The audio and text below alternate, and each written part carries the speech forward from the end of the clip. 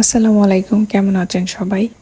তো আমার বিজনেসের শুরুতে যখন আমি কেকের অর্ডার নিতাম, কেকের কাজ করতাম, দেখা যেত যে কেকের অর্ডারের কাজগুলা করতে আমার কিন্তু অনেক সময় লাগতো। এবং দেখা যেত যে অর্ডারগুলা এরকম আসতো যে বিকালে কেক লাগবে, সকালে অর্ডার দিচ্ছে। এবং প্রত্যেকটা কেকেরই এরকমভাবে অর্ডার আসতেছে, কিন্তু আমি কাজ করতে করতে দেখা যায় যে কুলাইতে পারতাম না। এমনও হইতো যে আমি সারা রাত কেকের কাজ করতাম, সারা রাত কেকের কাজ করতাম, তারপরে আবার দিনের বেলা ওইগুলো ডেলিভারি থাকতো, ডেলিভারির লোক ছিল না। দেখা যেত যে তখন যেহেতু করোনার সময় ছিল, তো আমার হাজব্যান্ড একদম টোটালি ফ্রি ছিল, তো ও আর আমি হচ্ছে যেতাম কেক ডেলিভারি দিতে। মানে চিন্তা করেন, একটা মানুষ নিজেই কেক বানাচ্ছে, আবার নিজেদেরকেও এগুলো আবার ডেলিভারি করতে হচ্ছে। আমার কেকের মানে বিজনেসের শুরুতে প্রত্যেকটা কেকের কাজের মধ্যে আমার হাজব্যান্ড আমার পাশে ছিল। ওর সাপোর্ট না থাকলে আমি আসলে কিছুই করতে পারতাম না। তো ও আমাকে অনেক হেল্প করছে, অনেক সাপোর্ট দিছে। ও আমার এই বিজনেসের জন্য, যেহেতু ও ফ্রি ছিল, ওর ফুল টাইম ও আমার মানে এই বিজনেসের জন্য দিয়েছে। তো এইভাবে আর কি করতাম। তো বিজনেসের শুরু এখন মানে মাঝে মাঝে এরকম হয় যে একটা কেক আমি 5 মিনিটও ডেকোরেশন করে ফেলি, এমনও কেক আছে। ফ্রস্টিং করতে জাস্ট আমার কাছে মনে হয় যে একটা কেক ফ্রস্টিং করা মানে এটা কোনো কিছুই না আমার কাছে। মানে খুবই কম সময়ের মধ্যে আমি এখন কেক ফ্রস্টিং করে ফেলি। একটা কেক ফ্রস্টিং করতে আমার তেমন বেশি কোনো সময় লাগে না। তো এখন হচ্ছে মাঝে মাঝে যখন আমি আগের দিনগুলোর কথা মনে করি, তখন আসলে মনে হয় যে কতই না কঠিন দিনগুলা পার করে আসছি। আসলে যে কোনো কাজের শুরুটা একটু কঠিনই থাকে। আর আমার হচ্ছে যে প্রথমেই হচ্ছে আমার কেকের ডেকোরেশন বা কাজগুলা নতুন অবস্থায় যাদের যেমন থাকে ওইরকমই ছিল।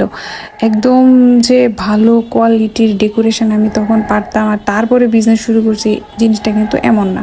তো মোটামুটি হয়তো সবাই অনেক পছন্দ করতো, অনেক প্রশংসা পাইতাম ওই ডিজাইনগুলোর জন্যই।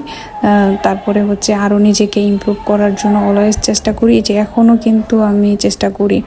এমন অনেক পেজ আছে যাদের কেক দেখে আমি অবাক হয়ে যাই যে এত সুন্দর কাজ কিভাবে করে, আমিও যদি পারতাম আমার মানে এখন এরকম হয়। তো এই আর কি, প্রতিনিয়ত নিজেকে নতুনভাবে তৈরি করার চেষ্টা করি। আর অনেকেই আছে যে শুরুর যে মানে কষ্টটা হয়, প্যারাটা নিতে হয়, ওইটা হচ্ছে অনেকেই কন্টিনিউ করতে পারে না, তারপরে দেখা যায় যে পিছায়া পড়ে। আসলে এরকমটা করা যাবে না, যে কোনো কাজের মধ্যেই কষ্ট থাকবে, কষ্ট করেই হচ্ছে সামনের দিকে আগাইতে হবে।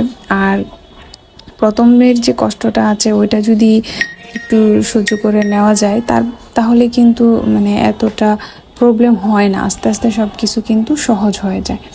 তো এটাই আর কি, যারা নতুন নতুন বিজনেস করে তাদের অনেকেই আছে যে নানান ধরনের সমস্যার কারণে বিজনেসটা আর সামনের দিকে খুব একটা আগে নিতে পারে না। তো এরকমটা করা যাবে না। লাইফে যে কোনো কিছু করতে হলে কষ্ট করতে হবে, পরিশ্রম ছাড়া আসলে কোনো কিছুই কখনোই করা পসিবল হয় না, কেউই পারে না এই পরিশ্রম ছাড়া কোনো কিছু করতে। তো আপনাদের সাথে কথা বলতে বলতে হচ্ছে আমি এই বেবি বস থিমের কেকটা করলাম। আর এটাই ছিল আমার মানে লাইফে ফার্স্ট টাইম বেবি বস থিমের কেক করা। তো আমাদের নেত্রকোনা যেহেতু এটা, তো এখানে কিন্তু কাস্টমাইজ কেকের অর্ডার খুব একটা থাকে না, খুব কমই থাকে, কিন্তু আমার কাছে এই কাস্টমাইজ থিমের কেকগুলো করতে বেশ ভালোই লাগে। তো আপনাদের কাছে এই ডিজাইনটা কেমন লেগেছে অবশ্যই আমাকে কমেন্টস করে জানাবেন। আর এইগুলা হচ্ছে আমি নন এডিবল স্টিকার ইউজ করেছি, আর এই জাস্ট 2টা স্টিকার দিলাম আর কিছু ফন্ডেন্টের ফ্লাওয়ার দিলাম, আর হচ্ছে একটা 1 লেখা স্টিকার দিলাম। এতে কিন্তু কেকটা দেখতে অনেক সুন্দর লাগছে। তো থ্যাংক ইউ ভিডিওটা এতক্ষণ দেখার জন্য।